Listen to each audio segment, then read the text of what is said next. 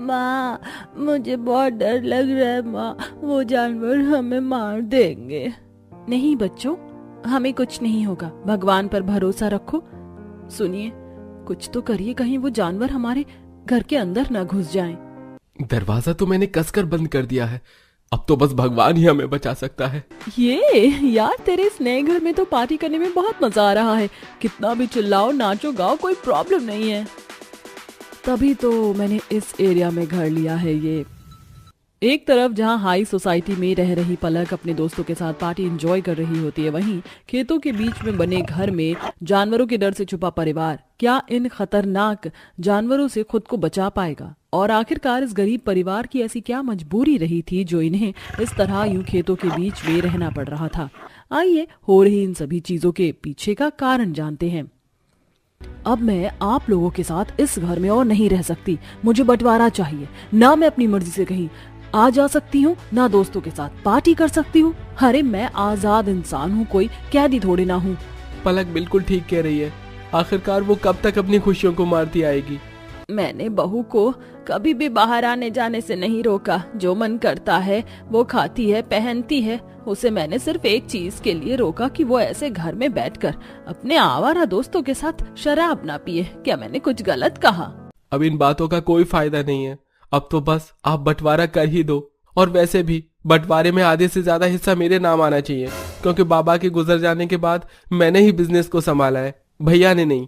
ठीक है, तुझे बंटवारा चाहिए ना, तो मैं अभी इस घर का बंटवारा कर देती हूँ। कल्पना अपने दोनों बेटों के बीच में बंटवारा कर देती है। प्रॉपर्टी का आधे से ज्यादा हिस्सा छोटे बेटे मयंक के हिस्से आता है और थोड़ा बहुत खेत का हिस्सा घर के बड़े बेटे दिनेश के हिस्से में आता है। बंटवारे के बाद कल्पना अपनी बड़ी बहू, बेटे और पोता पोती के साथ अपने खेतों के बीच में बने घर में रहने के लिए चली जाती है। वहीं दूसरी तरफ घर की छोटी बहू पलक अपने पति के साथ बंटवारे में मिले घर को बेचकर एक हाई सोसाइटी एरिया में शिफ्ट हो जाती है। माँ, इस खेत में तो कितने सारे मच्छर हैं। देखो ना, मेरे हाथ पैरों पर कितने दाने निकल आए हैं। मुझे तो बहुत भूख भी लग रही है। खाना कब बनेगा माँ? चूल्हे पर खाना बनने में थोड़ा समय लगता है। जब तक तुम दोनों जाकर थोड़ी देर खेल लो, मैं खाना तैयार कर देती हूँ। मनीषा अपने खेतों में बने घर के बाहर बैठकर आंगन में चूल्हे पर खाना बना रही होती है कि तभी मनीषा का पति दिनेश जलाने के लिए कुछ लकड़ियां काट कर लेकर आता है। दिनेश के हाथों से काफी सारा खून निकल रहा होता है, जिसे देख कल्पना और मनीषा काफी परेशान हो जाती है।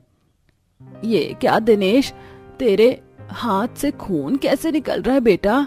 वो काफी समय बाद लकड़ियां काटी ना, इसलिए थोड़ी चोट लग गई। घबराइए मत, मैं ठीक हूँ। खेतों के बीच रहने की वजह से इस पूरे परिवार को खाने से लेकर पीने तक हर छोटी बड़ी चीजों की परेशानी का सामना करना पड़ रहा था।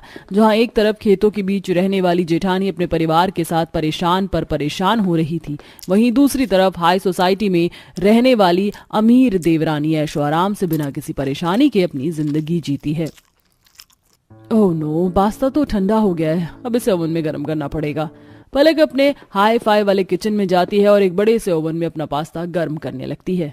जब तक पास्ता गर्म हो रहा है तब तक जाकर गीजर ऑन कर देती हूँ। जहाँ एक तरफ हाई सोसाइटी में रह रही अमीर देवरानी बटन दबाते ही अपने घर के सारे छोटे बड़े कामों को कर देती थी, वहीं खेतों के बीच में रह रही गरीब जेठानी थोड़ी थोड़ी सब्जियों के लिए भी खेतों से ही कटाई करनी पड़ती है। ये सब्जियों की कटाई करना तो सच में बहुत मुश्किल का काम है। मनीषा अपने घर के पास बने खेतों में से दराती की मदद से सब्जियां काट रही होती है कि तभी गलती से मनीषा दराती अपने हाथ पर मार लेती है और मनीषा के हाथ से खून टपकने लगता है। मेरा हाथ! दर्द के मारे मनीषा करहा रही होती है कि तभी अचानक मनीषा के हाथ पर एक छोटा सा सांप का बच्चा गिर जाता है, जिसे देख मनीषा जोर जोर से चिल्लाने लगती है। ये सांप का बच्चा कैसे आया? कोई निकालो इसे! मनीषा बड़ी मुश्किल से हिम्मत करते हुए उस सांप के बच्चे को अपने हाथ पर से निकाल कर फेंकती है और चिल्लाते हुए घर के अंदर भाग जाती है। इन चीजों से जेठानी का गरीब परिवार काफी दुखी होता है, लेकिन अब जो उनकी जिंदगी में परेशानी आने वाली थी उसके बारे में तो इन लोगों ने कभी अपने सपने में भी नहीं सोचा था।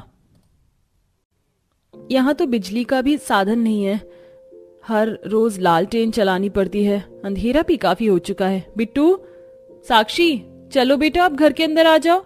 मनीषा के दोनों बच्चे बिट्टू साक्षी आंगन में बैठकर खेल रहे होते हैं। इस कंचे पर ना निशाना लगा, बिट्टू कंचे पर निशाना लगा ही रहा होता है कि तभी बिट्टू को उस खेतों के बीच में दो छोटी बॉल जैसी चमकती हुई चीज दिखाई देती हैं, जिसे देख बिट्टू डर जाता है। वो देखो, वो हमारे खेत में क्या चमक रहा है? कौन है वहाँ? सामने आओ, कोई बिल्ली है क्या? बिट्टू इतना बोल रहा होता है कि तभी दबे पांव के साथ उस खेत में से 4 काले काले तेंदुए निकलते हैं, जिन्हें देख दोनों बच्चे एक लंबी चीख के साथ भाग करके अंदर चले जाते हैं। क्या हुआ बच्चों, तुम दोनों ऐसे चिल्लाए क्यों? सब ठीक तो है? मनीषा अपने दोनों बच्चों से इतना बोल ही रही होती है कि तभी मनीषा अपने घर की खिड़की से बाहर देखती है कि उसके घर के बाहर बड़े बड़े तेंदुए खड़े हैं, जिन्हें देख मनीषा जल्दी से अपने घर का दरवाजा बंद कर देती है। वहीं कल्पना भी सारी खिड़कियों को बंद कर देती है। सारा परिवार डर के मारे घर के कोने में एक दूसरे से सिमट कर बैठा होता है।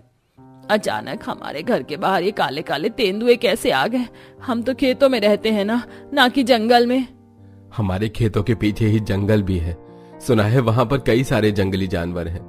अब हम क्या करें? मुझे तो कुछ समझ नहीं आ रहा। आसपास भी कोई नहीं हमारी मदद के लिए। थोड़ी देर में तेंदुए के साथ साथ जंगल से और भी कई तरह के जंगली जानवर गरीब जेठानी के घर को घेर कर खड़े हो जाते हैं और कोई तो खिड़की दरवाजे से घर के अंदर घुसने की भी कोशिश कर रहा था। पूरे परिवार को अपनी मौत अपनी आंखों के सामने दिख रही थी। जहां एक तरफ गरीब जेठानी का परिवार खेतों में जानवरों से यूं घिरा हुआ था, वहीं दूसरी तरफ हाई सोसाइटी में रह रही अमीर देवरानी अपनी फ्रेंड्स के साथ पार्टी कर रही होती है। It's the time to disco. It's the time to disco. कौन मिले देखो किसको। It's the time to disco. यार कितना मजा आ रहा है ना। मैं तो सोच रही हूँ कि ऐसी पार्टी हफ्ते में 1-2 बार तो होनी ही चाहिए, वो भी तेरे घर पर। Of course यार, why not? मैं तो कह रही हूँ कि हम फिर दोबारा से ऐसी पार्टी करेंगे। ये जंगली जानवर आग से बड़ा डरते हैं। अगर हमें इन्हें भगाना है तो आग जलानी होगी। माँ जी, चूल्हा तो घर के बाहर है और घासलेट भी वहीं रखा है।